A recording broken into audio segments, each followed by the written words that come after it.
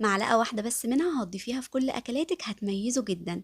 يعني من الحاجات اللي لازم تكون موجودة في تلاجتك وما ينفعش نستغنى عنها، خصوصا بقى في المخللات والأكلات وخصوصا الأسماك، وهي هريسة الشطة.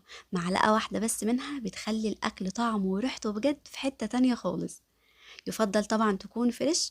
ضروري ضروري نغسلها كويس قوي وننشفها بقى بمناديل مطبخ او تحطيها في مصفى تصفي كل كمية المية اللي موجودة فيها. لازم تكون ناشفة معاكي كويس جدا. اهم حاجة بقى ضروري نلبس جلافز في ايدينا علشان بتكون حارة جدا، يعني نار يا حبيبي نار. اول حاجة بقى هتشيلي العنقود الاخضر كده منها وبالمقص وبكل سهولة. هتبدأي بقى تقطعي الكمية كلها بالشكل ده حلقات كده صغيرة علشان واحنا بنفرمها تكون سهلة معانا.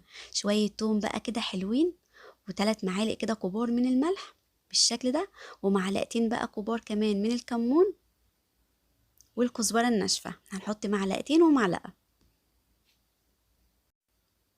معايا كمان ليمونتين هعصرهم عليها. كده نبقى عملنا بقى هريسة الشطة المتبلة اللي بنشتريها من السوبر ماركت بفلوس قد كده، هتقعد معانا من السنة للسنة. عملناها في البيت بطريقة سهلة ومكونات متوفرة في البيت. التركة بقى الخطيرة اللي هتحافظ عليها وعلى لونها هي معلقة عسل اسود، ودي ضروري ضروري جدا تحطيها. هنضرب بقى كل الكلام الجميل ده كله مع بعضه لحد ما تنعم معانا خالص بالشكل ده. واخر اضافة بقى هنحط معلقة خل بسيطة كده، ونرجع نفرمهم فرمة كمان لحد ما يبقى قوامها ناعم وتكون مفرومة وجميلة بالشكل ده.